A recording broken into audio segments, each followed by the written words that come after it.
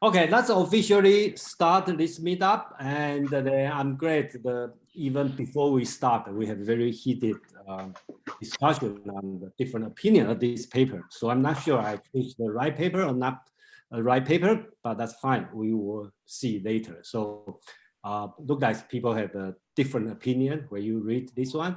And I kind of think about this one is important, talk about the Zhuangzi's concept. Okay, before we start, let me go over what our schedule. We are almost to the end of year. So next week we have Karen Basley, and she is going to, I think Karen is here, right? So can you say hello to everybody? Hi, Karen. Hi, everybody. Yeah, so next week she's going to host the meeting. I probably will join a little bit late, and then she's going to talk something totally foreign to me, and I'm really excited to learn about Indian aesthetic theory, rasa. And I never heard about this one, and I read the introduction. I think that's very interesting. So we will have Karen help us to guide through a new philosophy or different concept in Asian. It should be fun. Yeah, I think I'm excited to. And the 27th, November 27th, we're going to take off. That's for the Thanksgiving weekend.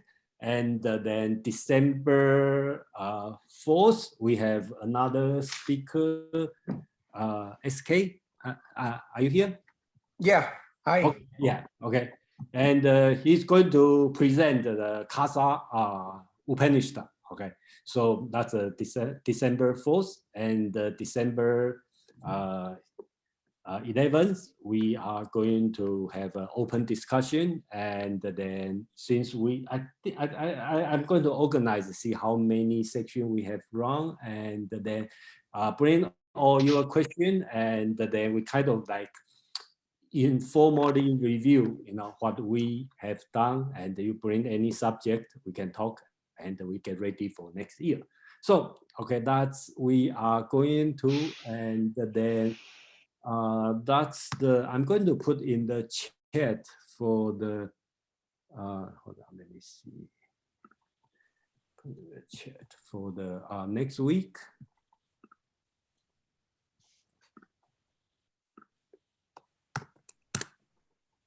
Okay, so let's start, okay, about this paper, and then let's start from Dave. You have something to say before we start? You have an opening speech about the session. Dave, please.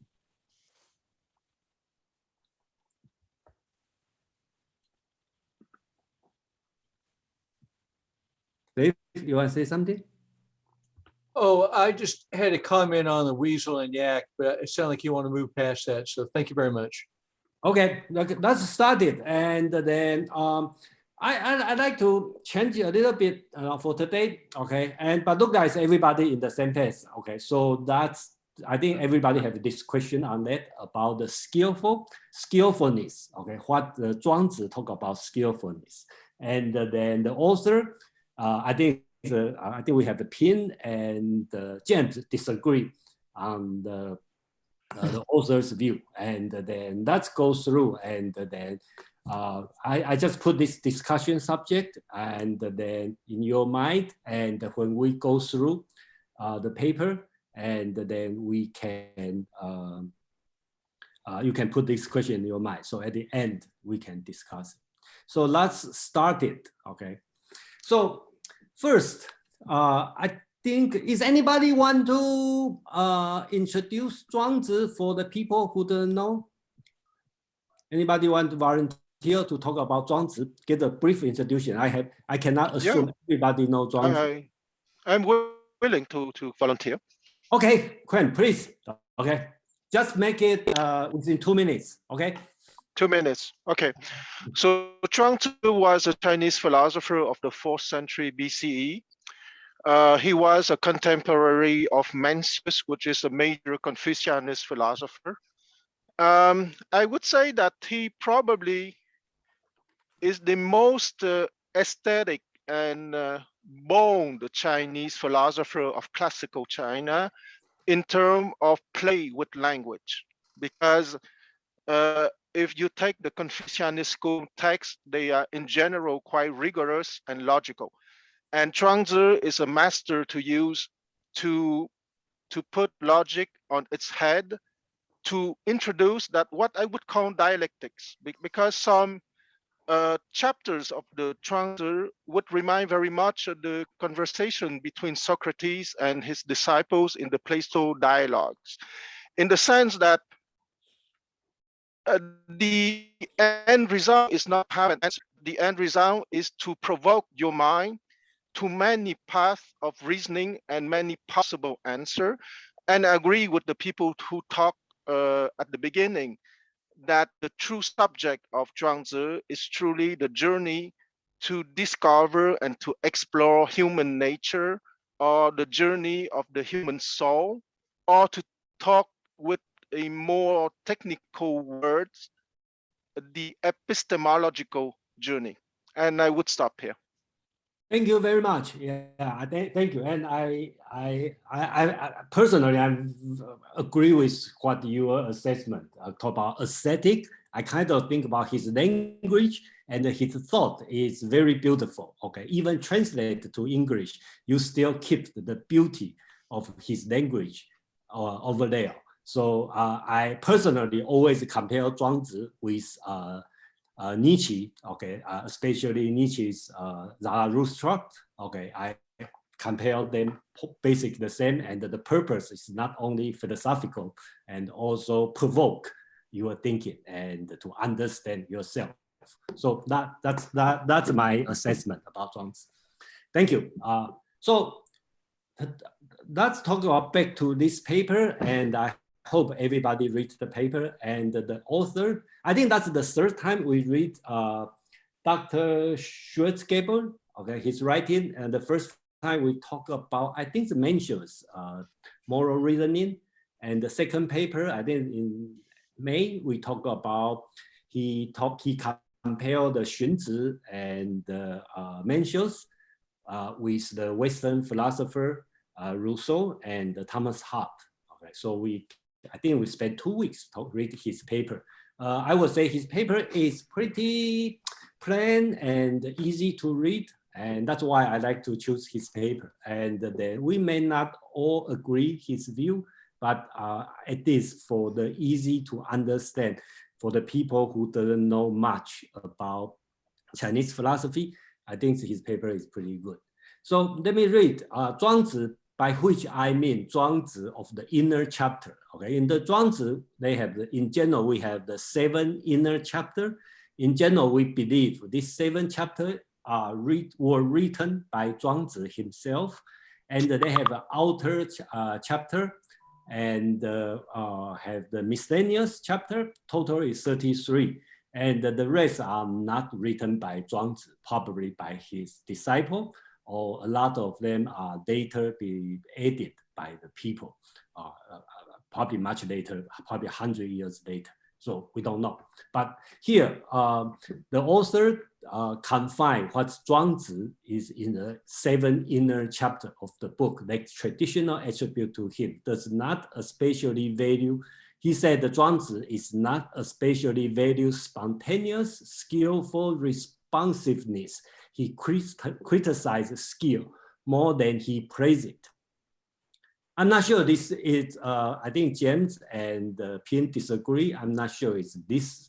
He disagree on Zhuangzi criticize the skill. No, I agree. I agree with this part. Okay, I disagree with all some of his other points. Okay, that's fine. Okay, okay. He does not see skill as a particular worth aiming for, and he does not particularly admire people who display skillful mastery of their arts. A close reading of the inner chapter finds Zhuangzi criticizes skillfulness, at least as often as he celebrates.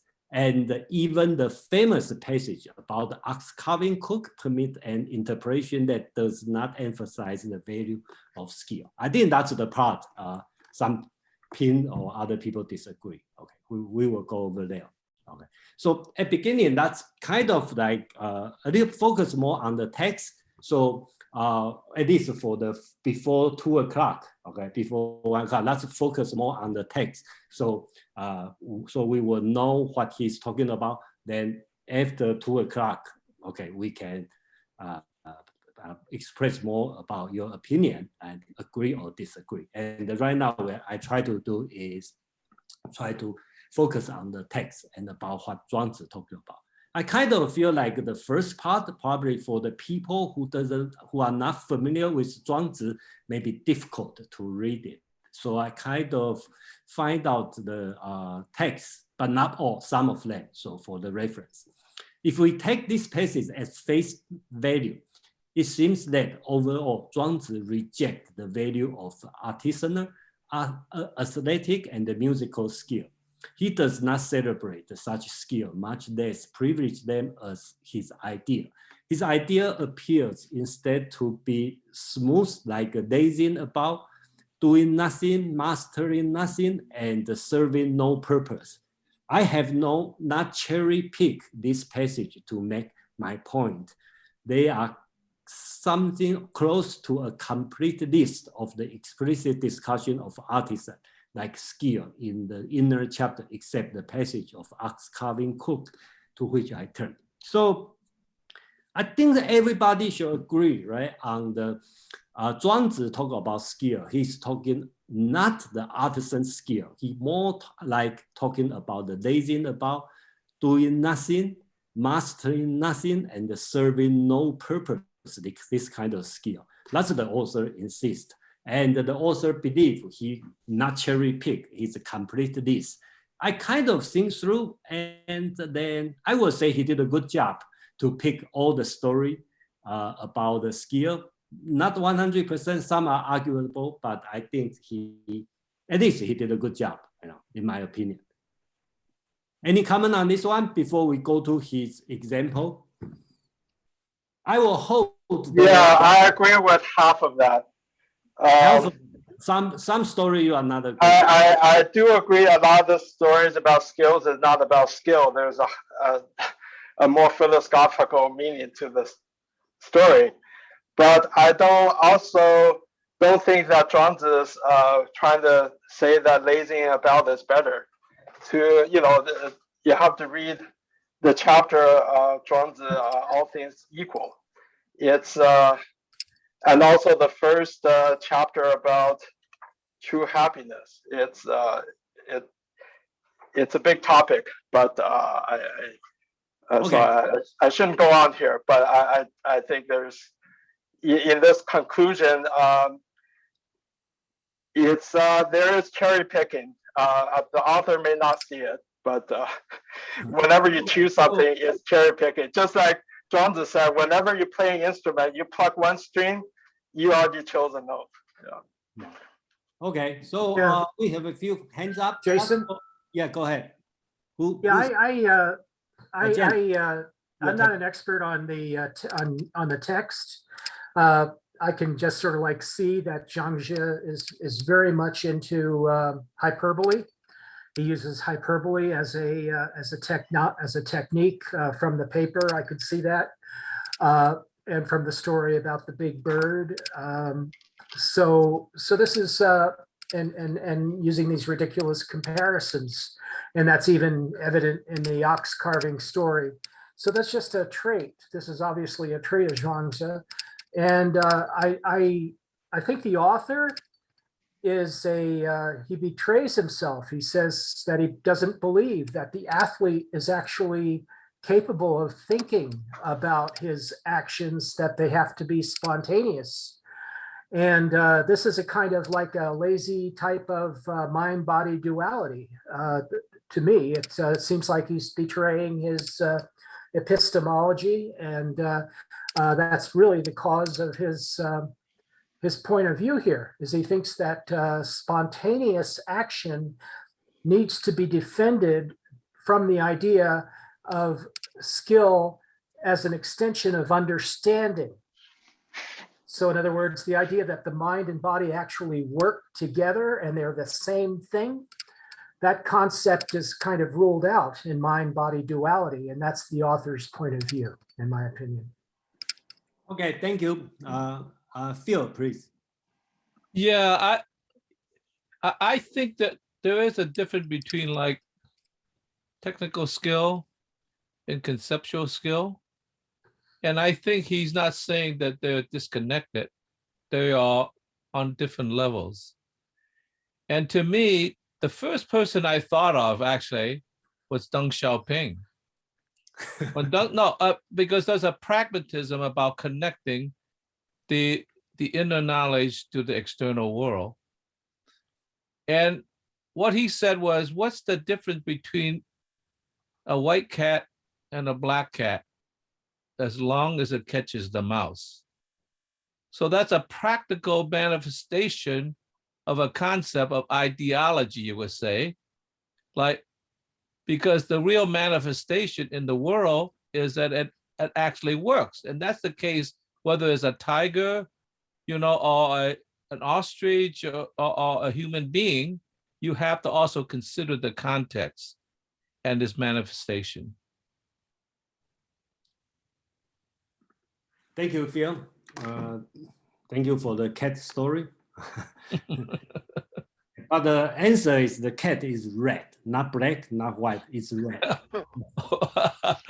He did mention the red, but He did mention it's red. So, Kimberly, please.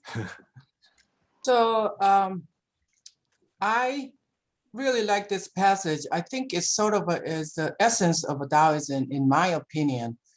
The reason I think that this is very important is human beings just, in terms of our survival instinct, we want to acquire more skills, and which in a lot of cases, not just in modern day, but if you look at modern day, the skill is sort of a salesmanship. Whatever skill you acquire, you want to peddle it so that your life becomes easier, or you acquire, whether it's a material or reputation, may not have a monetary benefit. But for example, if you're a monk, Buddhist monk, you go up in the mountain, you do years of a meditation, and then just to people do want to show that their method is better than others' method of a meditation, or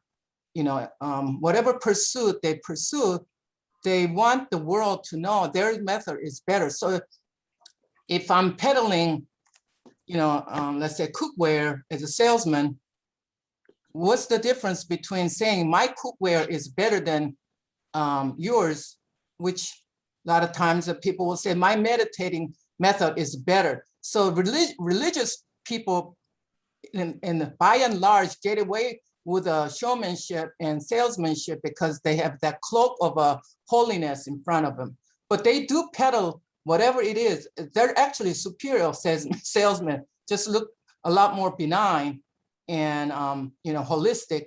But so that's where I think when they say do nothing, and in terms of either do or do not do something, again, it's if I could put it in two simple words, when you do something, you acquire skill, and that's knowledge.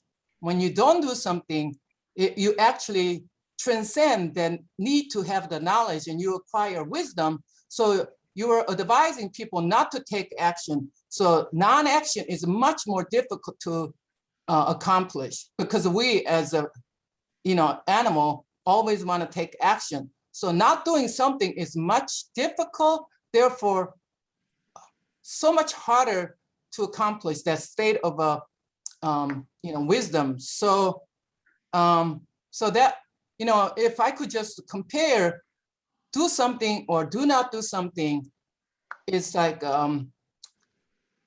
Western philosophy or Western way of thinking versus the Eastern. The other point I want to make is when you have a skill, when you think you master something better than others, whether it's a breathing technique or martial arts or building atomic bombs, do nothing is much in the long run is beneficial. Things will get done because despite of all that teaching, human beings are going to do things. So in that sense, when you do something, you're always going toward dogmatism because you want to be the best. So the next guy that comes along looks better, you're going to kill their way of thinking by promoting dogmatism. So anybody that is skillful in anything, commercialism or spiritual pursuit, they always tend toward dogmatism because we cannot handle competition of any sort, So that tends to go toward dogmatism. So in the end, our pursuit of a skill or knowledge just purely based on that kind of an instinct is going to implode from within. And we can see that in our Western society much faster because we are acquiring knowledge at a unbelievable speed. So I would say that, even Jesus said the meek will inherit the earth. He got that message, even though he's not an Eastern, maybe he did go to India and acquire this kind of knowledge. No action. So okay, Kimberly, I have to put on stop here. Okay, thank you so much, and then we will have more chance to talk about this. So I have to move on. Okay, so I will have Jeannie, Pin, and Jeannie and Pin and Fred if you want to talk. Okay, so and then after Fred, I'm going to move on, and then I have to control my time a little bit. Okay, Jeannie, please. When you are trying to be at best at something and acquiring certain skills in whatever area, field, then you are living a competitive life. You're being competitive, and competitiveness always have tendency to lead to more strife among people. So I do see where Zhuangzi is coming from by stating what he's stating here and promoting this non-skillful kind of an existence.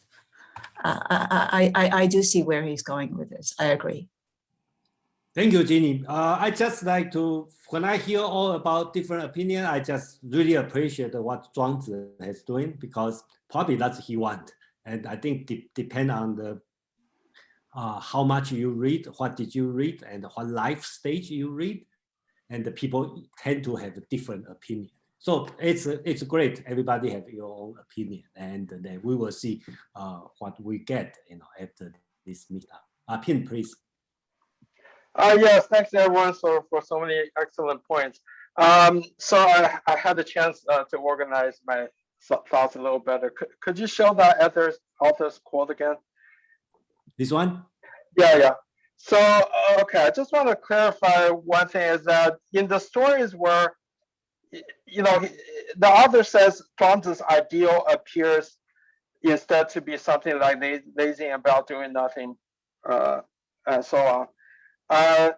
In those stories, Zhuangzi's point is really like our friend who just did the excellent intro about Zhuangzi. As Zhuangzi really wants to break down people's natural judgmentalism and free people to think out of the box. So in those stories, often it's someone criticizing Zhuangzi for saying that you're a useless person or your philosophy is useless. And then Zhuangzi basically was trying to illustrate that what's useful and what's useless is subjective. It's just like the hand lotion, someone makes it and can't hardly sell a few of them, but someone else saw the lotion would be very useful for the army soldiers on their expeditions to cold places. All of a sudden, it's immensely useful. So how useless and useful is how you look at it and what you do with it. So his point is not that I have this ideal and that everyone should be lazy about doing nothing. He's actually just trying to break down people's seeing things as one better than the other necessarily. Mm-hmm. Okay, thank you. All right, thank you. Fred, do you want to say something?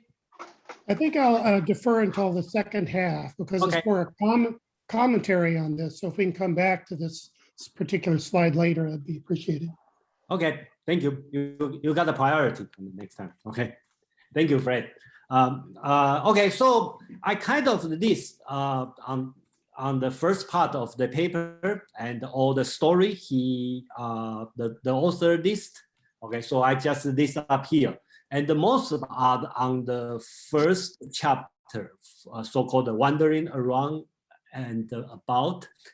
Talk about the big bird, the small bird, and then this one, I think he is talking. I don't want to spend too much time on the first chapter since Pin promised he is going to do a further introduction on this chapter next year. Is that right, Pin?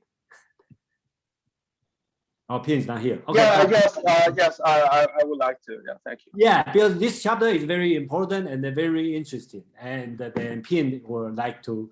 So I'm not going to go all the detail about the story, okay? But basically, you talk about the very big bird. The very beginning talk about very big bird and the very small bird, and then the different skill set, and then talk about 列子. 列子 being considered as spirit or so-called he can travel around, and then talk about 惠子 is quote, okay, and then so basically talk about different usage of things. I'm going to that's the story on the first chapter, and talk about yak and the wassail, because talk about the huge animal even cannot catch the mice, right? Because the skill set is not useful for all. That's Zhuangzi's idea, the big, small, and the relative thing. Second part, Zhuangzi is talking about the chapter 2, the equalizing things. Talk about useless skills, okay? Basic, talk about sophist, musician, and drummer, okay? I will have the quote on that. And then he talked about cooking. We will save later, okay, about cooking. And talk about on the chapter 4, he talked about new concept of qiao, okay, and the fronting mantis, because the mantis is, think about he has a lot of skill, and but actually so small, just like human, you know, some people think they are skillful, and then, but actually it's not, okay. So, and then talk about ugly man and the so-called horse head and the humpback, okay. And they talk about the, I think Kimberly talk about the skill, just the salesmanship. Okay, here's the example. Okay, just mere the connection, skill is mere salesmanship. And then number 6, talk about the great teacher, Xu Yu. He talk about, according to the legend, Xu Yu, Yao, the ancient sage king, try to give the country, give the sovereignty to Sun. But before he give to Sun, he give to Xu Yu. Xu Yu is so-called a very smart, skillful person or whatever, and then he reject. I will bring some text about this one. Is anything anybody want to talk about on one of this story, or you want to know more detail about one of this story? Please raise your hand, or so we can go a little bit on, because I don't want to go every single story. That probably too much. And then if you have some specific story you are interested, and please bring up. Pin, please. I think Madeline was there first. Madeline. Oh, okay. Sorry. Okay. Let me see. Okay, I don't see all the hands. Okay, hold on. Madeline and Kimberly, then Phil, please. Okay. I just wanted to say I agree with you, Jason, on what a skilled writer this man is. The description of Horsehead Humpback as a man whose ugliness astounded all the world. It was incredible. I loved it. Okay, I have more text on that. I will show. Okay, we will do some reading on that. Okay. Next one, Kimberly, please.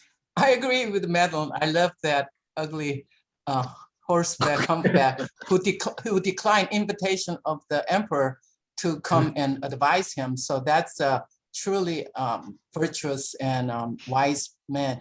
But what is the definition of a useless skill in this context? Okay, I will bring up this one. I have the text. Let's talk about. Okay, it's a little bit subtle. And Okay, well, that's my first question.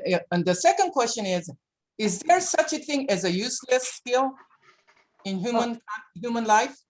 I think he talked about some users. For example, his example, that's my interpretation. Okay, when in the first chapter, he talked about the yak. Yak is a huge animal, right? Okay, and he said it's so powerful, but he can but his skill is useless because he cannot catch the mouse, right? Because it's so big. So and then on the story about the Huizi's quote, okay, he said Huizi has a huge quote. And too big, he doesn't know how to use it. So basics, he talked about the thing is useless, but if you find the right situation, you can use it. So Zhuangzi's suggestion is so huge, you cannot use it. You can cut it and make it as a boat. You can use that one, right? So the skill, useful or useless, is depend on the situation. Okay, talk about the bomb. He talked about people. There's a family, they know they are good or skillful to make, or expert to make the bomb for chopping. He tried to sell, make money, but cannot make so much money because I think he tried to sell the people in the South. So people don't need this. So this skill is useless.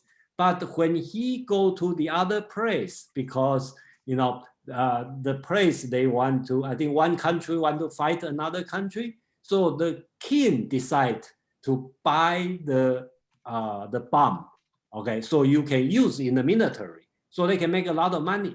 So basically, Zhuangzi talk about the usefulness, okay? Is it useful or not useful? It depends on the situation. So, okay, that's it.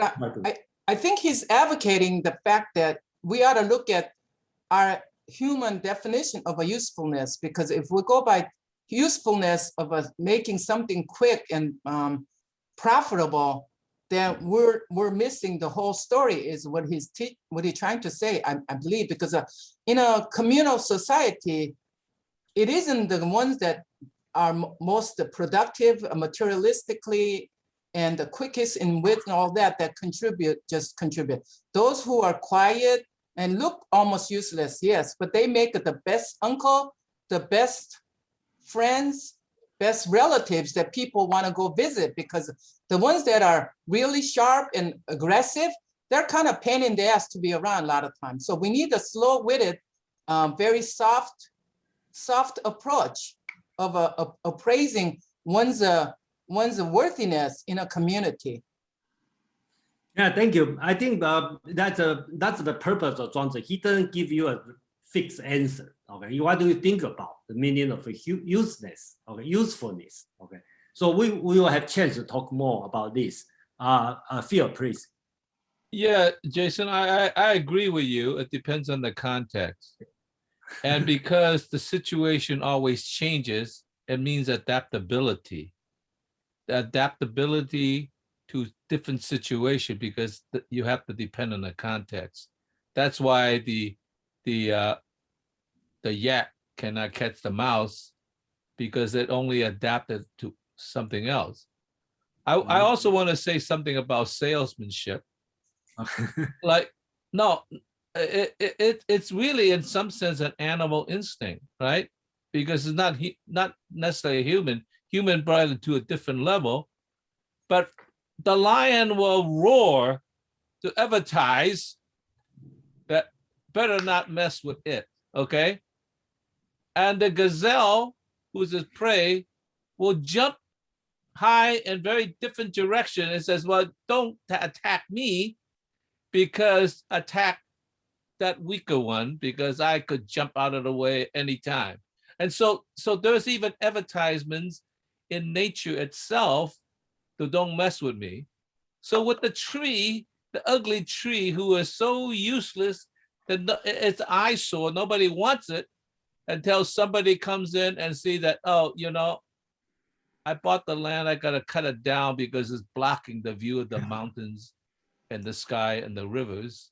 So it was useless and it survived, but now the context has changed and it's going to be cut down just to be thrown away, not for the use, but because it was an eyesore. So it depends on the situation. You have to be adaptable if you want to manifest, in some sense, the Tao through nature, because the Tao of just transcendental ideas or whatever it is useless, but all things have to manifest itself in the world. Thank you, Phil. Pin, please. Yeah.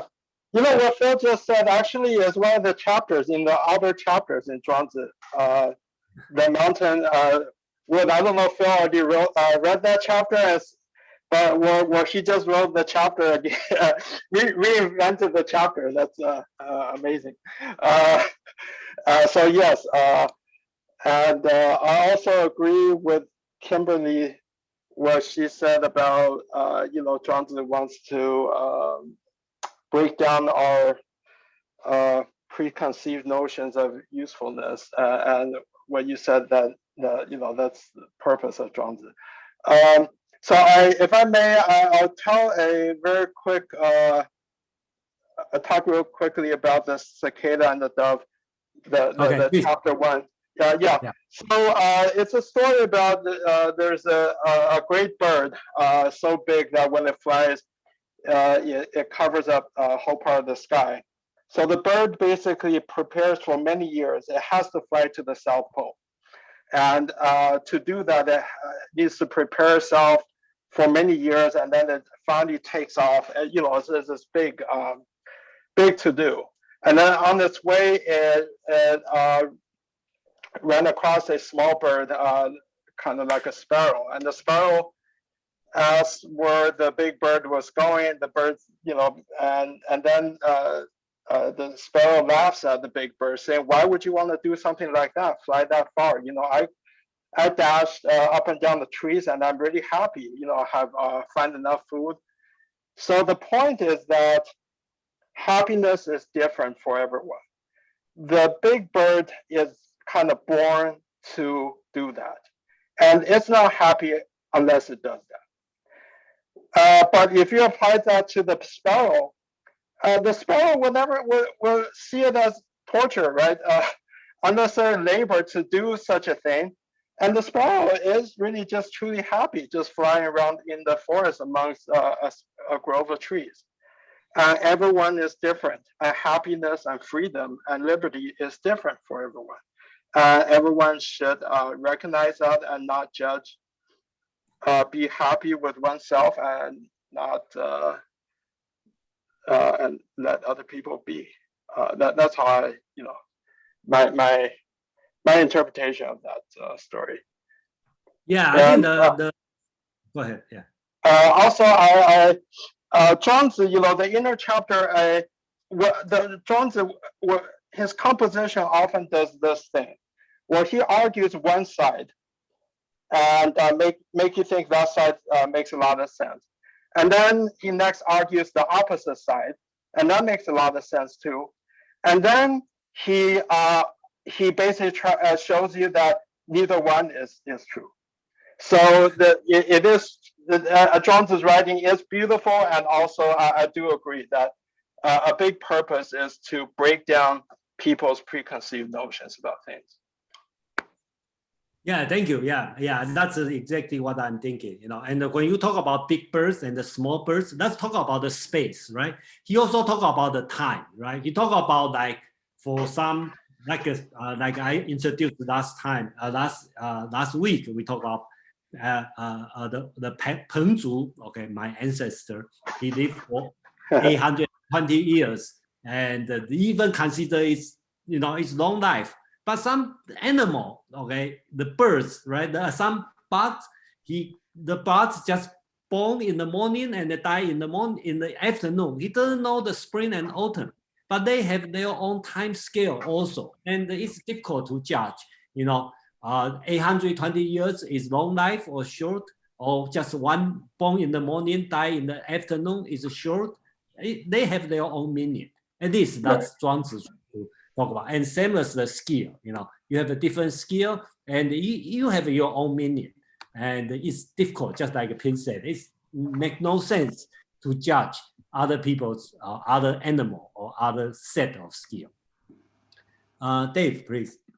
Yeah, thanks, sir. I want to get back to the yak and weasel. To me, the secret is perspective. If I've got some mice around my house, the weasel will be very valuable. But the yak, they say, is useless, but I think he's a pack animal. So when the farmer is ready to haul some crop to market, the yak will be very useful to put the crop on his back. So I think the mistake is using the same measure to measure two different things. In the West, we call comparing apples and oranges. So thank you very much for a nice session today. Thank you. Yeah, one thing I think Kimberly talk about the usefulness. Okay, so the usefulness. I think.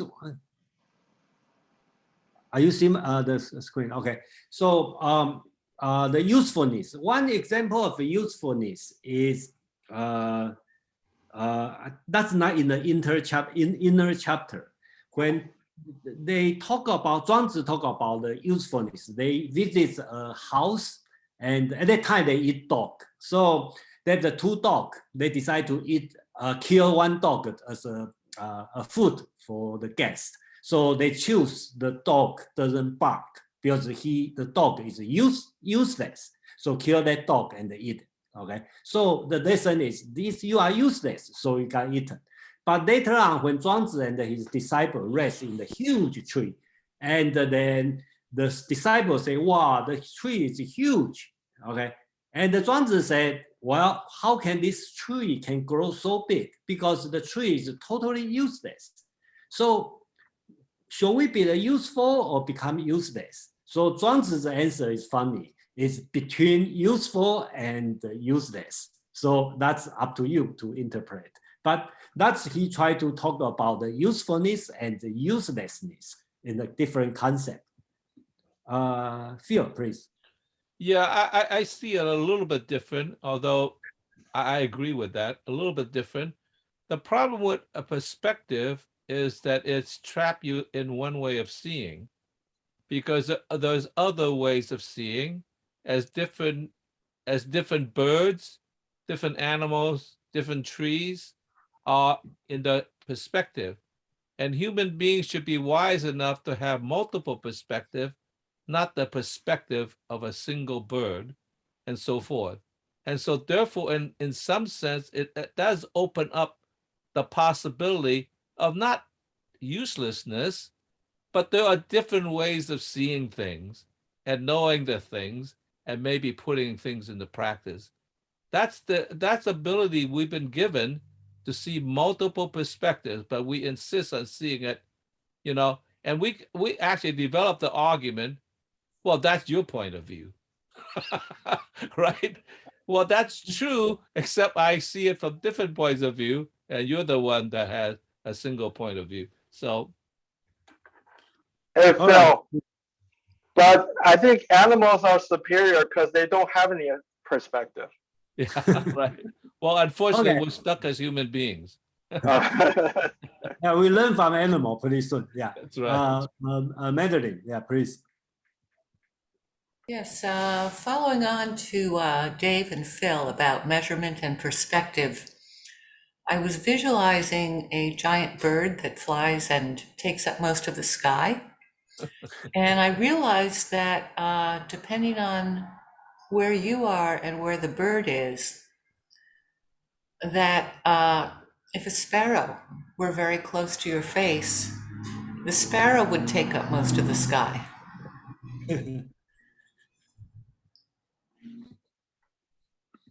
Thank you, Madeline.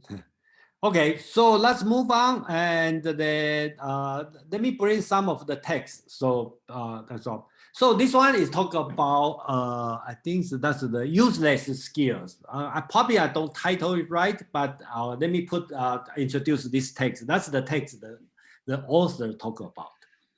Zhao Wen is a person's name. Zhao Wen played his lute. Okay, that's an ancient Chinese instrument.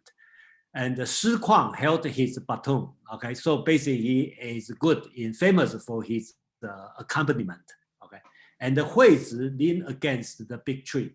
So that's a question. Okay, then against according to the Chinese, that's lean against the big tree. The author talk about it's a desk stumping, but some interpretation he's singing or orating or debating. Basically, he's good in the talking. Okay, so the knowledge basically meant the skill of these three masters were almost perfect, and they passes their successes onto later years. They become famous and keep in the historical book.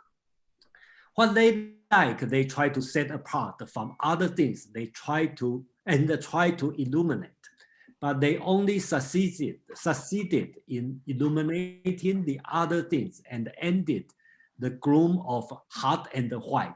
Here he talk about the sophistry. Okay, that's another story. We probably, okay, and here he talk about just stick with the sophistry. Okay. And their follower ended up tangled in the string of words, and were incomplete their whole life. Basically, here he is used these three masters. They are good in some musical artisan, some special technique or skill, and they become famous.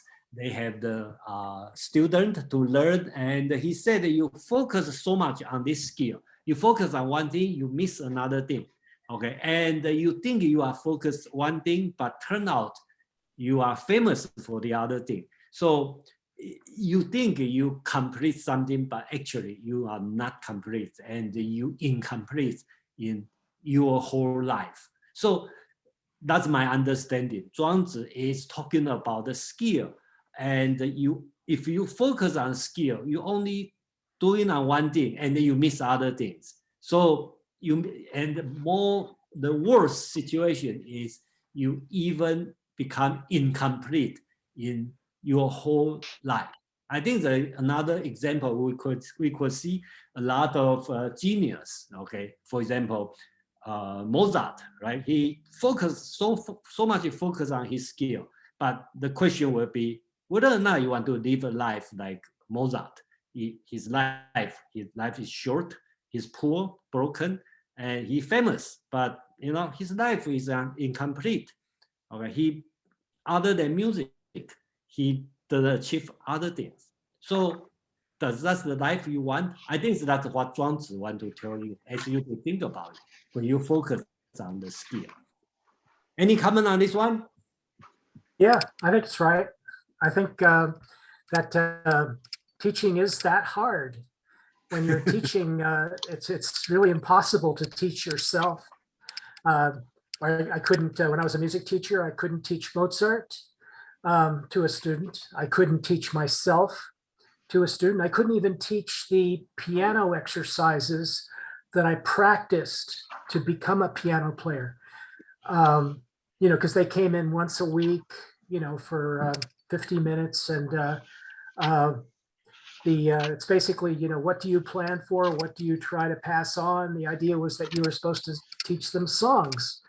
And so you teach them songs and as many other skills as you can, but you never really teach yourself, unless maybe you have all the time available for them to continually attend your a 24-hour school, kind of like maybe Aristotle had, something like that, where the teacher is always there, and you just simply walk out of your practice room and you could have a lesson whenever you want. Yeah, then you can sort of become the teacher, but it is a kind of teaching is a limited profession. Thank you. SK, please. Hey, so this one is quite, it makes us think about what is skill and what do we mean by use? Right. So what does it, so here somebody has a skill in flute playing, somebody has skill in, I guess, writing, reading, whatever, understanding, science, stuff like that. So the observer of that output, the observer then focuses on what has been eliminated by this artist. And but it does not. The last line is very, very important for me. Their followers end up tangled in the strings of works, or the string of works, and were incomplete their whole lives. So this incompleteness, right? So a lot of the times the focus is outwards. You know, the whole, I think this whole parable to me is pointing to the fact that skills are so sense-oriented. They are not self-oriented, you know? So they are very much outward focused. And what we forget is what is important. And what happens when you go out as a skillful person, you present something, you are effectively misleading everybody to focus on, let's say, art or acting or singing or whatever, right? So, and what happens is, because they are getting stimulated from one art to another art to another art, another art, and we are living in that society, right? You know, Netflix binging or whatever you want to call it. We are going away, misleading from our own illumination, you know, our own incompleteness for everybody. Forget about the skilled artist. So that's the last line is very important for me. And I think we are going to touch upon this on the December 4th discussion. All right, thank you. Thank you. Phil, please. Yeah, I agree with that, but I put the blame somewhere else. I think civilization itself is problematic. As it gets more and more complex, you actually do need skills to operate in civilization, particularly in modern civilization where you have to be a specialist. We would all like to be able to be like Aristotle back in those days when you could know all sorts of things, you know, or even in Renaissance, like, you know, like Leonardo. But we are so specialized that you cannot even specialize in a discipline. You have to specialize in a subdiscipline, you know, like, you know, atomic physics versus mechanical physics. And so, I mean, it's like you can't communicate. You cannot communicate with yourself, and so this is just a pressure of civilization that we created this ecosystem that we have to live in, you know, and at best, if you're at all in a civil society, is that you reserve time to go out and be unskilled. I mean, like, it's like, try paying your apartment rent or whatever it is by saying, hey, look, I've been just sort of wandering around, you know, everything is good. And they say, well, not so good after all. So I think civilization is in contrast to nature, and we have to bring it into better harmony. I don't know how you could do it if you're going to be such a complex society. And that's always been the problem, is how do you manifest it in a human structure when nature is boundless. So I agree with everything you say. I try to live my life that way, but nonetheless, I also do have a skill. So I am also limited in my way, but I don't want to stay totally unlimited. Thank you, Phil. You let me think about Rousseau. You know, I think you have the same attitude as Rousseau. So, you know. Okay, so let's move on. Oh, okay, we have a, okay, let's do this. We have a pin, Tony, Quinn. Okay, then I'm going to move on. Okay, pin, please.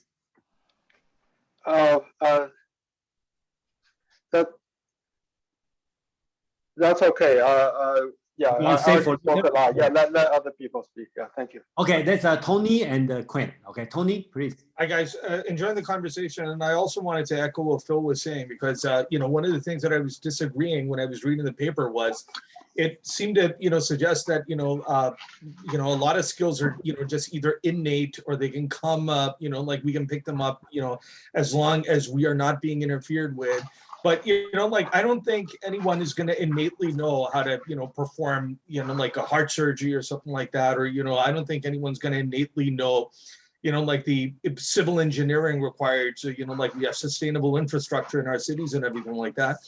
And, you know, another thing that, you know, I wanted to, you know, like mention was, the sense that I was getting, what the author's interpretation of Zhuangzi is that, Zhuangzi was almost contemptful of, the idea of acquiring skill. And, if you get down towards the bottom of it, he seemed to, he say he would rather be lazy sitting around, underneath a tree, rather than, becoming, skilled at, achieving mastery at catching rats. So I was wondering, why would one, reduce every endeavor to, something as menial, perhaps, I guess we could call it menial as chasing rats. If I took a look at the, I agree in the sense that, the acquisition of skill, being obsessed about it is perhaps, not a healthy way, not a healthy outlook on life, and you're probably going to become a pretty lopsided human being. But the paper itself, if I was looking through the stories, it just doesn't present good enough reasons to not pursue skill. It didn't.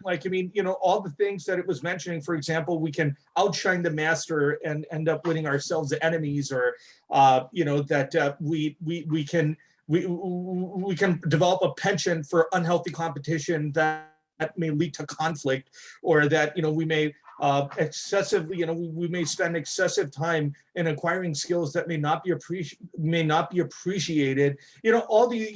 All these reasons, they're not necessarily antithetical to the acquisition of skill itself. So that's just some thoughts that I wanted to share. So perhaps I'm not well versed in Zhuangzi, but perhaps his own thesis was not very particularly well developed into perhaps giving good reasons as to why skills should not be skills should not be acquired, if that was the message, because we're not reading his his direct message, but rather an interpretation of whatever his message was to this Eric guy. So those are just some thoughts that came to my mind. Thanks. All right, thank you, Tony. I just like to put one line is Zhuangzi never write a systematic reasoning to argue, okay? And then, so he just writes story, and his argument may not try to convince you. He probably just try to want to put the seeds then in your mind, just give you a doubt, okay?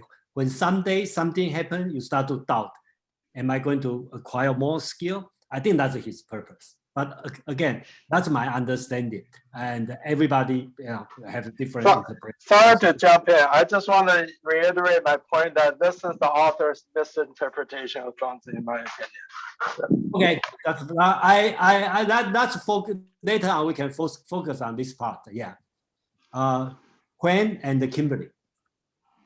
Okay, I would like to offer the following interpretation. For me, Zhuangzi is not against skill. On the contrary, okay, because we human have a mind, and we human, contrary to the animals, because someone said that it's better to be an animal. I don't think so, because we have a big intellect, and because of that intellect can be a blocking stone, we have to go higher in the journey of our soul to use that intellect as a master use a servant. And that servant would be a beautiful servant when the master would be present. And I would like to make a rapid link with Confucius, because in the Analects, the Lun Yu, in chapter 2, paragraph 4, Confucius said that at 15, I devoted myself to study. At 30, I took my stand in society. At 40, I was no more confused. At 50, I was capable to hear the will of heaven. At 60, I was capable to hear the will of heaven without complaining. And at 70, I'm capable to do what I want without infringing the universal laws. And I think that Zhuangzi was saying the same thing, but in a playful manner, when he was speaking of the sparrow and the cicada. Okay, the sparrow would be the lower part, and the giant bird, the pung bird, would be at 70. I am capable to do what I want without infringing the universal law, meaning that we have a higher perspective. So once again, I think that the Zhuangzi has two big qualities. It's a provocation to think deeper in a variety of ways, that one, and without logical constraints. And second, it's an invitation to the journey of the soul, because we are down with a big intellect, and that big intellect precisely is the source of the skills. And there's nothing wrong to be skillful in music, in architecture, in medicine, in what you want, but those skills has to be perceived as servants and the soul as the master. And precisely that is the invitation by Zhuangzi. And I stop. Thank you, Gwen. Yeah, I think everybody has a different opinion. That's great to hear different kinds of opinion. Yeah, Kimberly, please. Just a really short, I think when you pursue skill or knowledge in order to help or, to improve things, probably most of us will agree it's okay. It's when you seek knowledge and skill for self-gratification, self-aggrandizement, it turns into sophistry. And that's where the destructive force come. I mean, when people have a good, very effective oratory skill, that's fine. But when the orator's skill is to obfuscate and confuse people, then it becomes sophistry, and you lead people off the cliff, like some politicians or philosophers do. That's where I think that I imagine that's where he was going. Don't use the skill that you can develop to mislead people. That's all. Thank you. Thank you, Kimberly. Fred, please. Yeah, just a couple of comments regarding first the value of skill, and secondly, supposedly useless skills. I think the discussion by Zhuangzi about the value of skills versus contemplation brings to mind Plato's dialogue Gorgias, just specifically about that. Okay. Plato was debating the sophists. Sophists were arguing for the value of their particular skill, oratory skill. And Plato was arguing for that is useless because it doesn't get to causes and doesn't get to truth, and that we discover truth by contemplation rather than perfecting skills. And that in turn brings to mind a book which was popular for a little while back, Robert Persic's Zen and the Art of Motorcycle Maintenance, where he also considers Gorgias in the Zen notion of the usefulness of labor. And Persic makes the point that developing skills, in particular manual skills, can not only be satisfying, but also in a way illuminating or enlightening. And that's something that's missed by the attitude of Plato and perhaps of Zhuangzi here. But to counter that, Plato was specifically talking about sophistry, the skill used in oratory. But when you think about it, that doesn't seem to be at all a useless skill. I mean, I think of, for example, of Winston Churchill's speech after the debacle of Dunkirk, where he rallied the country and said, we shall fight on the beaches, we shall fight on the hills, we shall fight on the streets, we will never surrender. And that was a turning point in the war, the resistance of the British against the Nazis. And finally, regarding the somewhat useless skills of the yak, I'm reminded that when I came out from a trek in Tibet, when we came out of the mountains, one of the first things we did was, but we were famished and tired, and the first thing we did coming out of the mountains was we had a fresh slaughtered yak roasted on a spit. And let me tell you, for us eating mountain food and coming out of there, that at that moment was probably the most useful animal on earth feeding us. So it's all relative in that respect. Yeah, thank you. And here all the comment about usefulness, skill, and then I think the Zhuangzi's answer is interesting. He stay between the usefulness and the uselessness. So probably that's the only way to think. Phil, okay. After Phil, I'm going to move to the ugly man. Look, guys, a lot of ladies are interested in the ugly man. So let's move on. Okay, Phil, please. Yeah, I do want to respond to a skill in relationship to just developing the excellence of something versus like skill like rhetoric and sophistry to manipulate the system. Even in my lifetime, things have changed in this sense. I believe in, I still believe in, that in a sense, developing your own skills that is essentially harmless or perhaps useful in society is a good thing. That was a virtue. But nowadays, people simply laugh at you like you're an idiot. Once you develop a skill, it's a stepping stone to enter the system to make profits.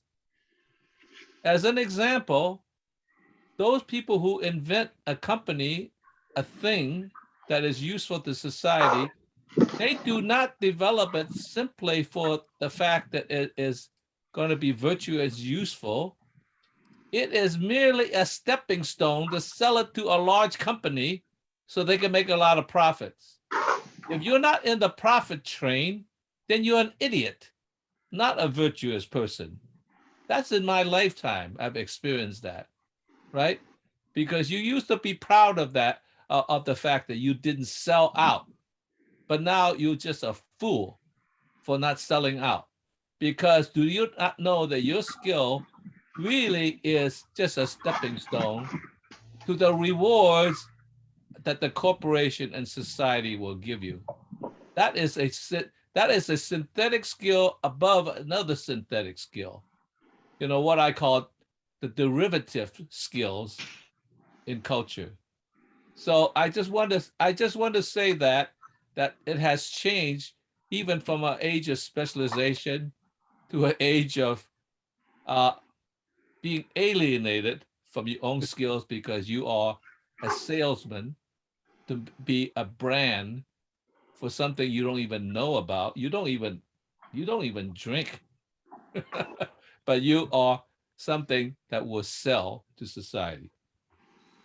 Thank you, Phil, for the sharing. Yeah. Okay, let's move on. Before we go to the cooking, okay, that's because a lot of people, especially ladies, are interested in the ugly man. Okay. So the story is this. Okay, I just make it short. Okay, Duke Ai of Lu. Okay, that's a Confucius' home country. He talked about there was an ugly man in Wei named Seknek. And I think the Chinese name means Ai Tai Tuo. Okay, that means sad, horse face, and hunchback. Okay, so kind of like Koshimoto. Okay, and the men hung around with him all the time, and they didn't want to leave him.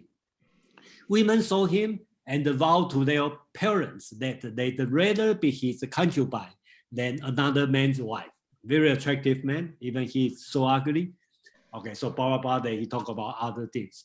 Then Confucius, okay, that's an interesting part in the, especially in the inner chapters. Most of people think about Zhuangzi or Taoism is against Confucianism. But especially in the inner part, when we read, when they talk about Confucius, okay, sometimes, especially in the outer chapter, Zhuangzi may make fun of Confucius. But in the inner chapter, a lot of time, Zhuangzi consider Confucius as a great sage. So he speaks for Zhuangzi. And Of course, we have no reason to believe Confucius really said that. That's just a story. Okay, so we take in this chapter we take Confucius' word seriously as the mouth for Zhuangzi. Okay, he's not making fun of Confucius. So that I could say. So Confucius said, "Said neck was trusted before he spoke, and was loved though he accomplished nothing."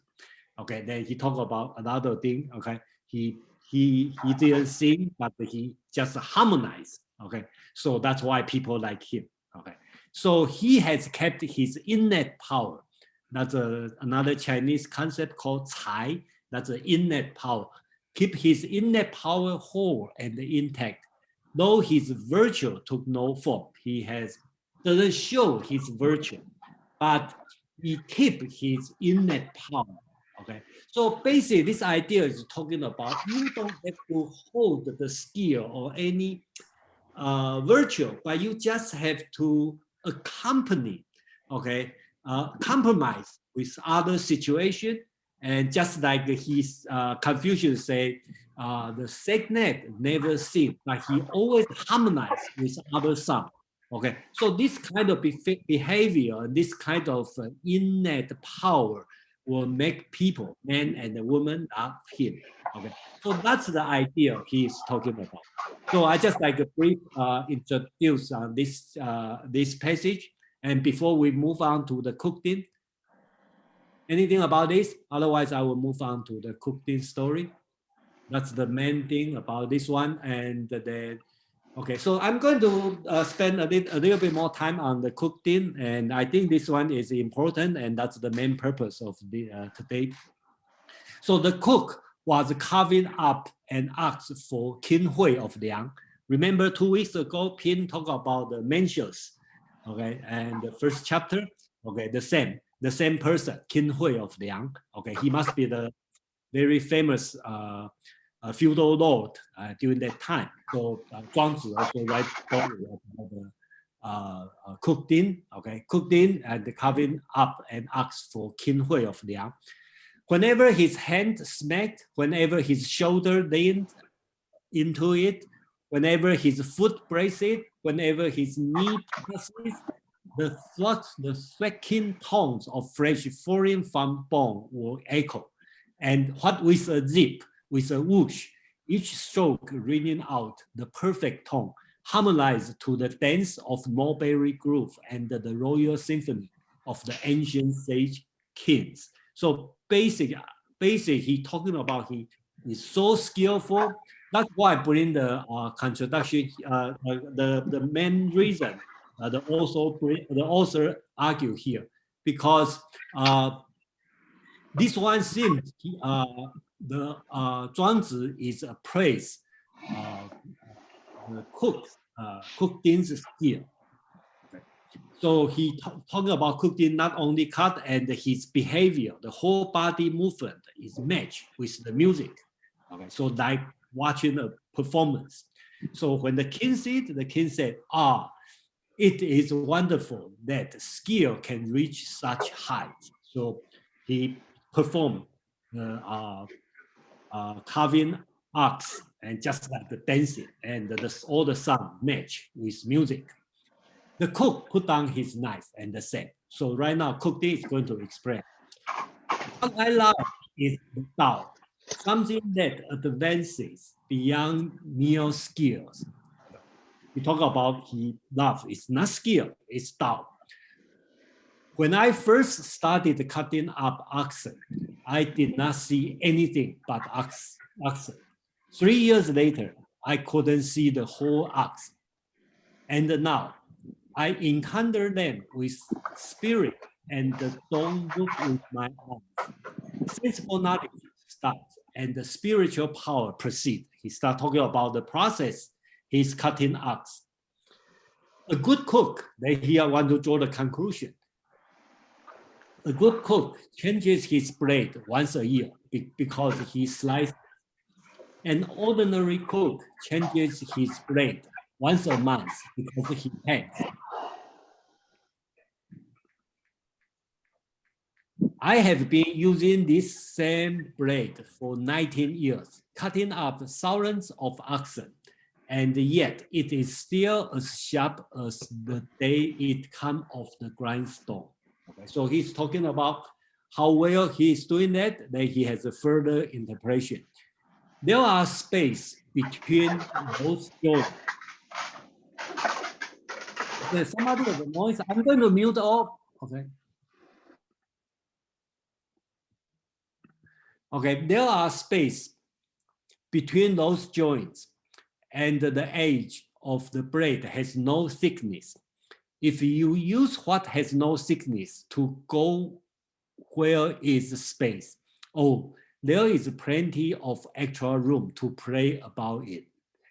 That's why after 19 years, the blade still as though fresh from the grindstone. Nonetheless, whenever I come to a cluster tangle, realizing that it is difficult to do anything about it, my gaze settles, my movement slows, my blade moves slightly. Then all at once, I find the axe already dismembered at my feet like clumps of soil scattered on the ground. So the last sentence, okay, he described all the process he's doing, how skillful he is. The knife is so thin, so it's never been resistant. I stand holding my blade and graze all around, dwelling on my accomplishment. Then I clean my blade and put it away. So the interesting answer is, when the king see it, the king said, wonderful. From hearing the words of Cook Din, I have learned how to nourish life. Okay, I think that's the point. And then just like to share my own experience, I learned this one and I really like the last sentence. Okay, talk about I standing holding my blade and the grace all around during my accomplishment. Okay. Then I clean my blade and put it away. I think this writing is beautiful. And I kind of like treat this sentence as my lifetime goal. Okay, I'm thinking about, okay, you should focus on something, not focus on the skill. I think that's my interpretation. Okay, you should master your skill, but not stick on the skill itself. Okay, focus on Tao. And then everything will move smoothly. And then you probably only master one thing, but that thing is Tao. Okay, so I think that's what Cook Din's interpretation. But the interesting is the king's answer is not like what a wonderful skill. The king's answer is, I have learned how to nourish the life. Okay, so that's the interest part. That's why the author drew the conclusion. And I think, personally, I think it's interesting. Okay, Zhuangzi is presenting the cook skill for our admiration, celebrating the skill and associating it in some way with nourishing life.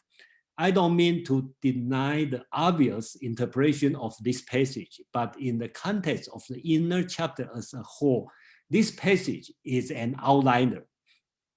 Considering what Zhuangzi says elsewhere, we might do better to take the knife as our model rather than the cook. I think this one is an interesting interpretation. So this sentence, let me think about, actually, the king said, the whole focus, the king said, what a wonderful skill. He is not talking about the skill of the cook Din. He's talking about the blade. The whole focus, okay, from the king is not the cook. He focused on the knife. All he look is the knife. So what the king Hui of Liang learned is from the knife, not from the cook. So he see the knife move around without encounter any resistance. Okay, move so smoothly. So he learned from the knife, from the blade. And he said, that's I have learned. about nourish my life. So I think that's the author's argument, and I think that's interesting, at least in my point of view. And I never think about this before for, I say, 40 years. So that's why I really appreciate this one. And I know a lot of people say, oh, no, that's wrong. That's interpretation, but that's misinterpretation. But I think that's wonderful. Okay, at least. And that I kind of feel like I was a joke. Okay, I become a joke because I think I'm being tried to perform in my life as a cooked in. But turn out people probably interested is not cooked in, is the knife. So that's something worth to think about it.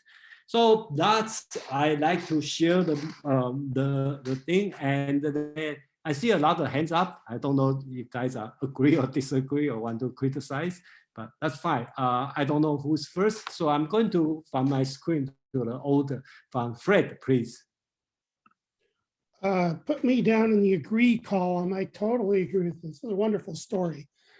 I get this when I do woodworking, where you always let the blade do the work. You don't push it. And if you try to force it, not only does it do a poorer job, but it ends up taking longer, sometimes a lot longer than if you just let the blade make the cut. And I also see that, and it also affects the way you think about life in general, and which is the point, I think, of this story. There's a larger lesson there, and that you don't force your way necessarily through life. You let things take. If you work in a group, it's the group that solves the problem. Even if you're the leader, it's the group that solves the problem. You don't force the problem through. And I just think that's a wonderful, wonderful story. So do you agree the model is the blade, not the cooked in? Yes, the model is the blade. Yeah.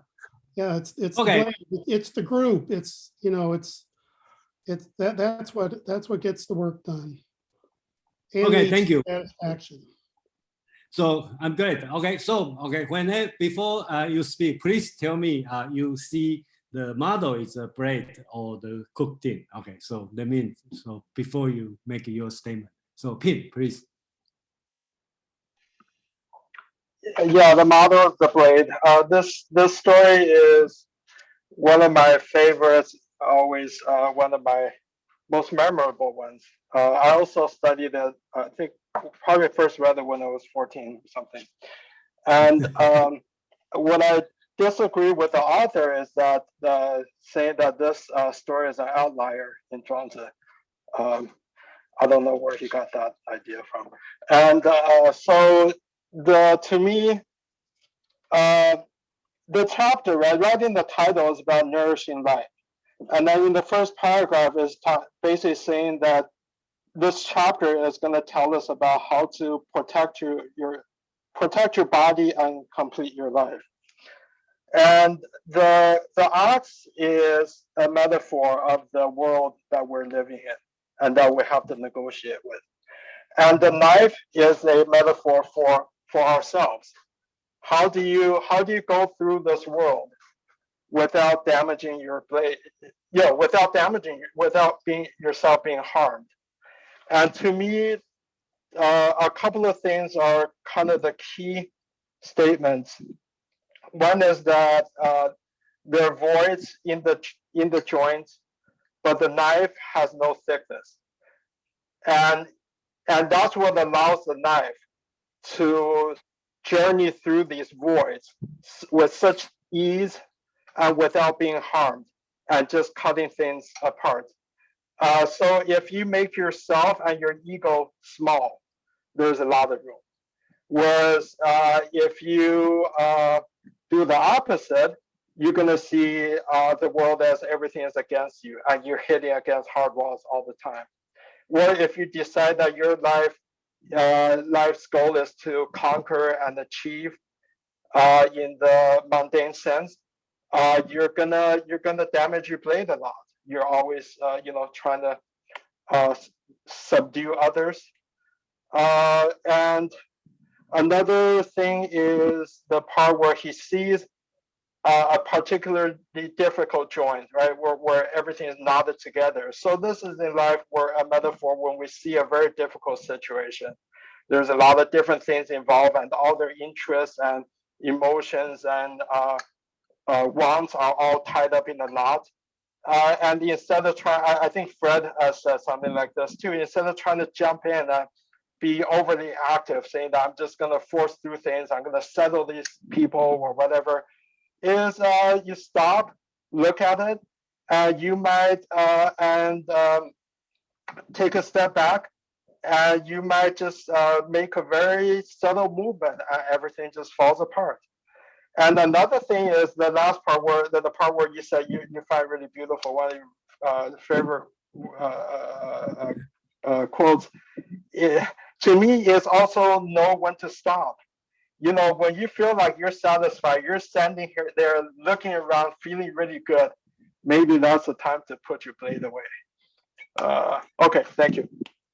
Thank you, Pin. Let me ask you one question. Okay, since we read probably in the early age. So do you know the role model is the knife, not the cook before? Oh yeah, I always thought that, right. Oh, Yeah, you're the knife is a metaphor for life. And how do you 游刃有余, right? That's a four character idiom. It's yeah, okay. So you probably more journey with a blade with lots of room.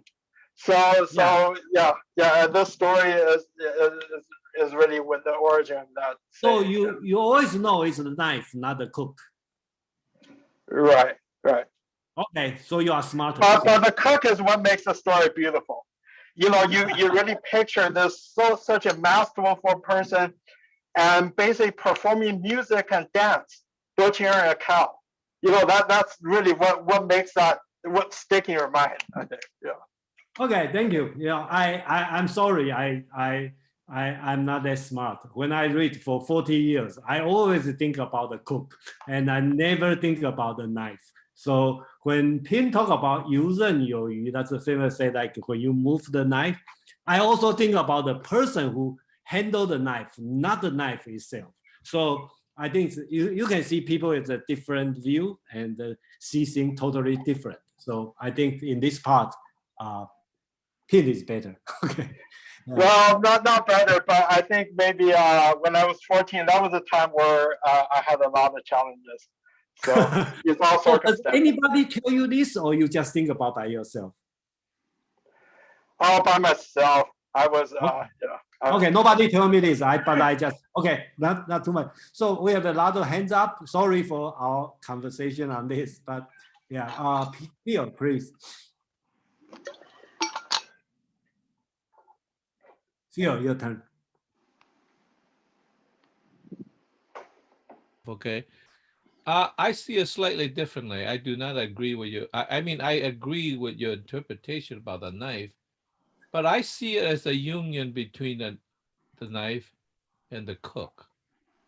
The cook must somehow learn the aspects of the knife. I authenticate this in the sense when I was in high school and I was learning wrestling.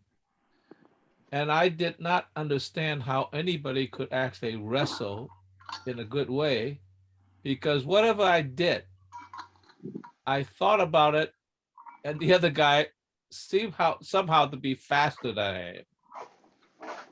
And I think what happened is sometime in my junior year, right before the junior year, something happened, and that I became an automatic mover that responded to the dance, you want to call it that way, and that it quite often involves the knot, as you say, where you make a move, the other guy makes a counter move, you make a counter to the counter, and so forth. And all of this is, if you thought about it, you will lose because you're too slow. But somehow you have accomplished some kind of union with the technique itself. But the way I feel it is the way that it came to me is like, no, I had to learn the techniques first, and then it became incorporated in my movements. and it became a union of the two. And I became just as fast, maybe faster than the other guy, because it was almost automatic, right? But I think that's when you become like very good at what you do. You know, some people say a master. I dare not say that I was a master in wrestling, but I became very good at it. And I think you just can't jump to being the master. You have to learn something first and then translate it into a dance, because you can't just go out there and dance without understanding something else first. I agree with Phil. You can't separate the knife and the one moving the knife. Yeah. Quinn, please.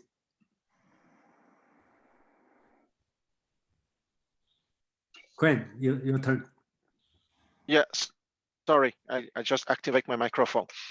So I would like to say that I think that the answer is, both answers are good. The blade or the butchers. Why? Because the blade is important because the ego of the butcher disappear. And that's what I meant when I was speaking, that the intellect has to be the servant of the master, which is pure consciousness, or the Tao, if you want. So, as Phil just said, of course, you cannot be pure consciousness as one. Okay, you have to go through a learning process. Okay, you have to go through the ABC, and you have to practice your exercises and so on, either music, wrestling, or anything that we can learn with our human brain on earth. But in a more general sense, and I agree with Pin, he said that it's a metaphor for life, and I think that's the supreme metaphor for life. And I think that the story of the butcher and the ox is probably one of the supreme masterpieces of Chinese philosophy and literature, because it's a superb and supreme metaphor and parable for how to navigate through life. Okay, because the knife is something, is an instrument. Okay, and the intellect is an instrument too. But if that instrument is not guided by a higher consciousness, what Confucius meant by 50, at 60, or at 70, okay, when Confucius said, at 70 I'm capable to do what I want without infringing the universal laws, meaning that the master, the guy at or the woman at Tao, is capable to use his instrument, the intellect, without harming himself or others. And when the butcher is cutting the ox, but perfectly without breaking the knife, and it has been said before me, it's because at the level of the Tao, he's capable to use his instrument, his intellect, his body in a so supreme way that he will not damage himself or others or the environment. I think that's the lesson of that story, and that's all. Thank you, Quinn. Okay, we have Karen, please. Yeah, thank you for this article and for bringing my attention to this story, which I think is wonderful. It did seem to me that all of the stories illustrate maybe not so much a dismissal of skill, but just a exploration of all the different things that can be involved in understanding what skill is, right? So we've talked about utility. So you might think of skill as doing something useful, but there are issues about that, right? If it's too useful, then you might be manipulated by others. If it's not useful enough, you might also be dismissed. There's effort. In terms of like the way you have to acquire skills through sustained effort. There's exertion, like doing things while you're skilled, like, effort during a skill. There's cognition, there's the intellect, there's perception, tools, reputation, all these things that come into skill. And this story is, I think, a beautiful illustration of what I think modern psychologists call flow, right? I guess how do you say it's Csikszentmihalyi, the famous guy who talks about flow, about there could be a level of skillful activity where the skill almost disappears, right? Because the kind of conscious effort that you needed prior to attaining that level of skill indicated some sort of obstacles to the smooth and engaged performance of the activity. And once you get to this level where you can attain flow, you almost disappear into, the self almost disappears into the activity. And it's one of the most rewarding human experiences that we can have, right? Where you're one with what you're doing. And so that's what I think about the example of the knife. We see how there's this history of Cook Ting and how he had to intellectualize the activity, how he had to use perception, right, to carefully see what he was doing and to sort of at some points, say, okay, am I doing this right? Is there more to be seen here? Is there more to be observed here? So we've had the intellect, we have perception, we have effort, right? He said it used to be hard. I used to have to put a lot of work into carving up an ox. But there's a progression there to this moment where he goes beyond all of those individual pieces of it, right? He has to, he stops over intellectualizing it. He even stops perceiving, right? It becomes spiritual. It reminded me of, baseball players who hit the ball without actually seeing the ball. But you had to spend a lot of time seeing balls to get to that level, right? That they don't actually, it comes at them too fast for them to perceive it. So yeah, I just thought that this was a wonderful example. So I guess in the debate about whether or not it's the knife or the cook, I agree with that. It's got to be both, right? That one part of developing skill to this level is understanding your tools and realizing that given the thinness of the knife and the width of the spaces that the knife is trying to seek, what's required here is not effort of like muscle activity or really concentrating, but just letting your experience combine with your tool to find what is naturally there to be done, right? And just let it happen, given all of that, expertise that you bring to the situation. So so I don't know that I agree with the author's conclusion that this is about dismissing skill rather than just being at play with all these different things that are involved in skill. Thank you, Karen. Yeah, but I'm not sure the author talk about dismissing the skill. He probably talk about different kind of skill, and my concern is here, and is the king talk about I learned how to nourish the life. Does the king learn anything from the cook about nourishing the life? I think the king probably didn't learn anything about nourishing life from the cook. He learned from the bread. That's my point. And that's why I think also make a good point at least, I think I always think, kind of wondering why the king learned how to nourish life. Okay, and I think he learned from the bread, not from the from the cook. So that's what the text in Chinese actually said is the king said, "Great." I heard after I heard what Butcher Dean said, I learned about nourishing life. So it's not about the person, it's about what he heard he said. So that's why I think he heard, but his eye is on the knife, and then he learned not from the cook, from the knife. That's I learned, in this. But I think the cook and the knife is the same thing, right? It's one thing. I do agree with what Phil said. There's one without the other is meaningless. Yeah, I agree. But I kind of shocked is I should rephrase my word again. I probably shocked is I probably put not enough focus on the knife. I probably put too much focus on the cook. Right. Yeah, we have Dave, please. Yeah, thanks, Jason. I vote for the cook. Okay. I'm an engineer, and to me, carving an ox is a problem. And we're talking about cutting into one joint, but there's a lot of joints around here.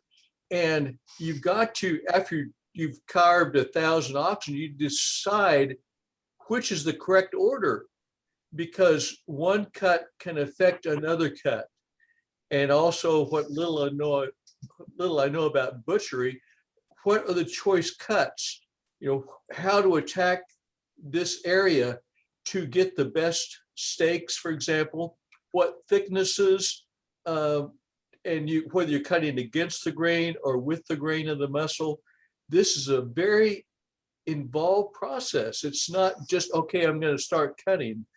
And, you know, how hard I press, what angle I attack with the blade, very difficult. But things, once you master this and understand it, then it almost becomes automatic because you know the answer to the problem. But okay, the knife is the tool and it has to be sharpened correctly. But no, it's the cook. Thank you. But great session today. Thank you. Thank you, Dave. Mandarin, please. Yes, Dave, thank you for setting up my comments for me. I had been thinking about the word nourish, and then it got me to thinking about the entire scene that this presents, as if it were a story, as if we were watching a film, say. So we have this truly enormous big dead body of an ox. It is dead, it is bloody, it's going to be a mess. So here's this guy cutting it up and doing his work while the king is there. And it's going to be food. People are going to eat this. This is its main purpose of this whole entire activity, is food preparation. And so when I look at the words at the end, I have learned how to nourish life. I was wondering, it's kind of an odd phrase in English. It would imply more putting fertilizer on plants. So it seems as if the king is saying, perhaps I have learned more about how to take on the responsibilities that I have for my people. In other words, to make their life conditions so that they can work, so that they can use their skills, so that they can eat. I have to learn how to be skillful about it. But I don't really know what, if he means life in the human sense, because he is standing right in front of a big, a lot of food, which is the big dead ox, all cut up. So he's talking about feeding people, but it also is a parallel of, is he talking about, I've learned how to use skill to nourish a spiritual life and Tao in my kingship capabilities? So the nourish life, I kind of got stuck on that. Yeah, well, thank you. Yeah, I would just like to mention this chapter, this one is put in a special chapter, okay, and called the Nourishing Life. The name of the chapter called Nourishing Your Life, okay. So, and this one is very short. And unlike others, much longer. This one is very, very short, okay, and they're all related to how to nourish your life. It starts with my life is limited, but pursuing knowledge is unlimited. That's how this chapter started. Okay, and then talk about the cooking, and then talk about the chicken. Okay, the chicken, and talk about the Laozi when he died, and somebody cried. So all talk about your own life. So of course, like you can have a different interpretation, but I just like to point out this chapter is put in the very special chapter and very short and all related to take care of your own life. I think that's okay. Tony, please. Yeah, I also see a problem with the author taking the knife over the cook as a role model. I think that the biggest problem with that is that it may encourage passivity, because if you take a look at it, and what is the knife? I mean, the knife is an object that requires someone skillful holding it and guiding it and, achieving an end, using it to achieve an end. So, it's, if the knife is the role model, then, we're basically, we're delegating to an external rather than an internal locus of control. And, we're giving up agency, which, I don't see, I don't see a lot of practical value in that. The other thing that, that was also come to my mind was that, regarding the story, the question was, maybe it's a celebration of the knife's passivity rather than the cook's skill. I see a problem with that as well, because I think that's a flawed perspective, because I get it that the knife is a tool that facilitates the exercise of skill. But nonetheless, I mean, even if you have a good knife, i.e. you have a good tool, that will facilitate skill, all things being equal, if you hand it to someone who doesn't know what they're doing with it, they're still at the end of the day going to end up hacking the ox and damaging the knife itself.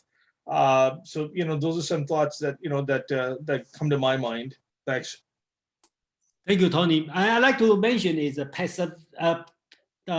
passivity, okay, passive may not be a bad thing for Zhuangzi's philosophy. So I just like to mention, so a lot of things he just kind of reverse what we are thinking in the regular day. Thank you. SK, please. Hey, yeah, so I think the story basically starts with King commending the cook, saying, hey, what an amazing skill you have. And it goes on and on and on. And then here's the final line, right? This consciousness, I'm standing holding the blade, so he's talking about all the senses here. Like I'm holding the blade, I'm glancing around, and I'm dwelling on my accomplishments. So this is his mind, right? That I have done all of this stuff. So I'm going to work on this. And then what do? I clean my blade and I put it away. Like I don't give myself gold stars or 5 stars or anything like that. So I am using my senses to do the action, and then I forget about it. So the king was trying to focus on the skill, but then King says, hey, that sentence that you just uttered was amazing, because you basically helped me understand. So this is the nourishment of life, Life basically means that I'm a conscious being. What do I do with this consciousness? And that line basically brought King to his senses about like what was he saying when he said, it's not about the skill, man. This is about me, the consciousness within me. Thank you, SK. I really appreciate your interpretation. It's interesting. Yeah, thank you. Phil, please. Yeah, Here's no standard answer. Okay, so I think that's the purpose of Zhuangzi, and that's also purpose of our meetup. well, I have a deeper problem with this. That's in a sense outside of the story. So I'm going to excuse the story itself, because the problem is always a matter of framing.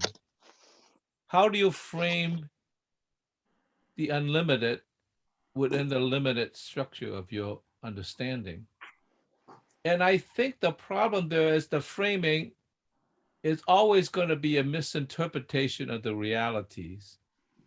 Because my first thought is that's outside of this framing is that, what does he mean by nourishing life?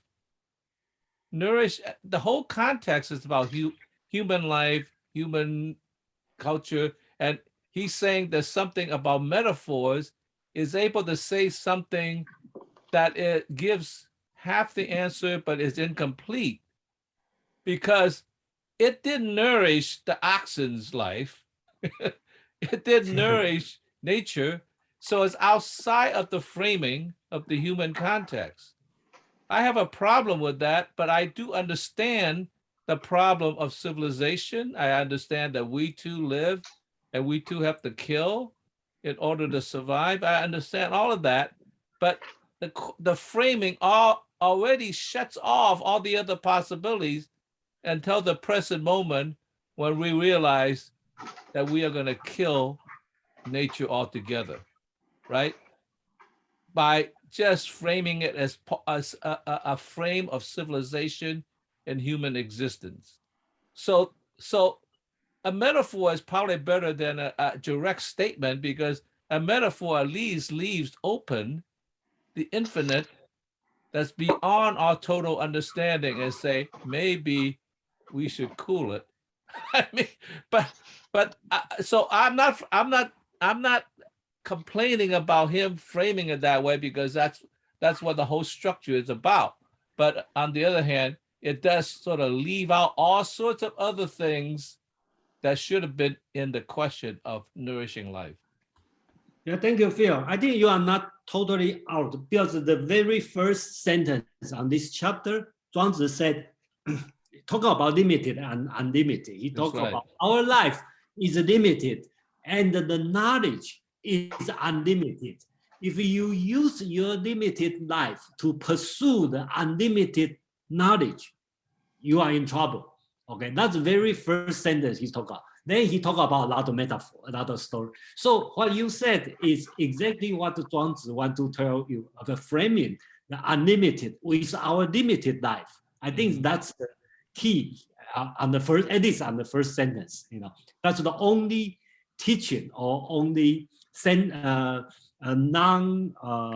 parable he's talking about. He put a lot of story, but the first sentence he talked about how can you frame the unlimited knowledge with your limited life? You know, that's he's talking about. So probably that's the key. You know, so Quinn, please.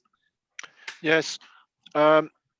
I would like to say that I don't remember in what chapter exactly, but I'm sure it's from the Zhuangzi, and it's written, the supreme joy is without joy, and the supreme glory is without glory.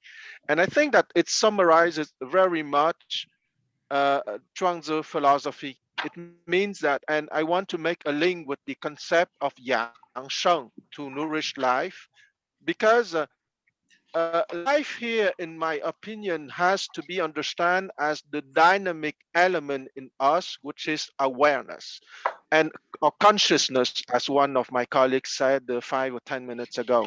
Okay, and for Zhuangzi, our human life in the human form on Earth, it's a window, it's a framing of that universal life. But we have the possibility, and here maybe I wouldn't be kicked in the butt by the friends of the animals, but I wouldn't take the risk. We as humans, we have a bigger intellect, so we have a bigger chance to go into the infinite journey of consciousness than animals. And that is our luck, if you want, or at the same time, the possibility of our downfall. If we limit ourselves to the intellect, and for me, when Confucius gave the steps of development of the human soul, by speaking of 15 years old, 30, 40, 50, 60, 70, I would hypothesize that 30 correspond to the intellect, okay? And in everyday life, when you are 30, you just finish college, you begin to work and so on. So it's a step of life that your intellect is very useful, okay? If you can find bright solutions and so on at your company, you will be appreciated by your boss or your colleagues. So it's a useful step, it's a useful instrument, it's a useful tool, but the lessons of Confucius and of Zhuangzi, because we're speaking of Zhuangzi today, is not to stay at that level of life that is called intellect. That there are more, there are bigger framings that wait for us if we make the effort to to go on journey of the awareness development or the epistemological development. And definitely to make a link with what Madeline said 10 minutes ago, Yang Sheng or to nourish life, for me, it's clear that it's about awareness. It's about the spiritual journey. Okay, and it has a consequence on the body anyway, because if you are on your spiritual journey, you will be less violent towards yourself. You will be less violent towards others and the environment, and inevitably, it will have a good impact on your body anyway. But I think that the core is the spiritual journey, and not simply being healthy in the bodily meaning. And I will finish with the idea of agency. I think that Zhuangzi is not inviting us to abandon or to relinquish agency. On the contrary, he invites us to let higher powers to descend on us, so we will be endowed with higher powers for our agency, rather than to limit ourselves to the agency of the intellect. Okay, because most of us will identify ourselves to the intellect, and the intellect is a step in the journey of the soul, but it's not the last step in the of the soul. And if I take the map offered by Confucius, the intellect is at the symbolic age of 30 years old. So we still have the symbolic age of 40 years old, of 50 years old, of 60 years old, and of 70 years old. And 70 years old precisely is the moment when I can do what I want without infringing the universal law. And I think that, on the contrary, it's not an invitation to relinquish agency, but on the contrary, it's an invitation to have the highest quality of agency possible. And I have finished. Thank you, Quen. Okay, Pin, let me wait for a moment before we conclude today's meetup. I'd like to share quickly on the chapter 27 on the Dao De Jing, also talk about skill, and probably give you a think about what kind of skill Laozi and Zhuangzi are talking about. So chapter 27, I only take the first part of 27. Okay, so the Dao De Jing said, the skillful move, leaving no traces to follow. The skillful speak, leaving no flaws to blame. The skillful enumerate, using no counters. The skillful are able to shut the gates using no bars, but they cannot be opened. Okay, the skillful bound using no ropes, but their knots cannot be untied. Okay, so that's different kind of, or the same kind, depending on what your interpretation, different kind of usefulness or skillfulness. Okay, they are talking about. But that's, I like to give you a reference to think about different kind of skillfulness, so-called. Okay, in Zhuangzi, in Laozi, and in our daily life. So, Pin, I will have you. Okay, thank you. Oh, thank you. First of all, boy, everyone's making such excellent points. When each person speak, I have the urge to jump in just to say, oh, I totally agree with what you just said. And so thanks, everyone.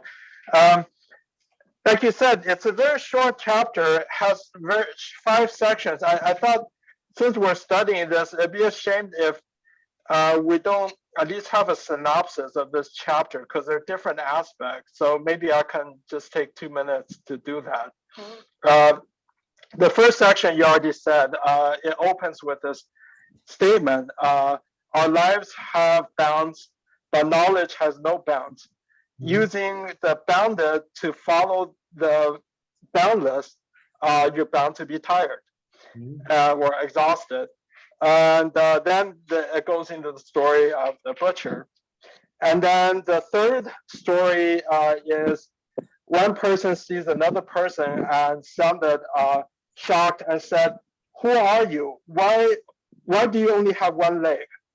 Is it heavenly? In Chinese, heavenly means natural, born like that. Is it heavenly or is it man caused? And the person said it's heavenly, not man caused. The form that I am was given by heaven. Heaven in classical Chinese is nature. It's given by nature. It's conceived by nature. And the image of a person having two legs, that's a human perception. This is how you know it's heavenly and not man-made. So this again is challenging our normal conceptions of things and what things should be and should not be. And then the fourth story is about the wild pheasant, basically roaming around looking for food and drinking in the wild. And that pheasant does not wish to be raised in a cage. The one that's in the cage, even though it looks prestigious and well, but it's not a good thing. So, and then the final story is about at the funeral of Laozi. A friend went and just cried 3 times and left. So Laozi's students confronted him, said, "Aren't you a friend? If you're a friend, why did you, was kind of disrespectful or whatever, didn't cry enough." So basically the point, his reply was that he realized that being born and dying is all part of nature. And there's nothing, that emotion shouldn't enter into this. And in a sense, passing away is nature's way to relieve you from a lot of suffering. And I find the concluding sentence very interesting. Yeah. And a lot of room for interpretation. It said, the oil is exhausted by the match fire, burning on, and we don't know the end. And the normal interpretation, the we don't know the end, refers to the fire. Basically, the oil will be spent, but fire keeps going on because fire is part of nature. So I just, it just occurred to me that the concluding sentence corresponds to the opening sentence, because opening sentence is talking about something that has bound and something that has no bound. And then the concluding sentence is talking about something that basically has bounds, that is, exhaustible, and something that never ends. I don't know if that's intentional by Zhuangzi or not. Anyway, that's all. Thank you. Yeah, thank you. I find out this chapter probably worth to read carefully, because that's one of the few, it's first it's short and seems much more organized than other chapter, right? Like the first chapter, you can say it's organized, but not really, keep in the same. So this one is short and with full story, and just like you said, the beginning and the end, they match each other. And it's unusual in Chinese philosophy talk about fire. I think Chinese like to talk about water instead of fire. And talk about fire sounds more Indian philosophy. Right. Phil, please. Yeah, I gotta say something about fire, because it just reminded me right at the instant when Caruso, the great tenor of the turn of the 20th century, when he was asked, like, in your house there are many precious things. If there's a fire in your house, what would be the first thing you carry out? And his answer was the fire. Of course, that was a romantic answer, but nonetheless, it does echo fire. Okay, great. I think we finish it today, and then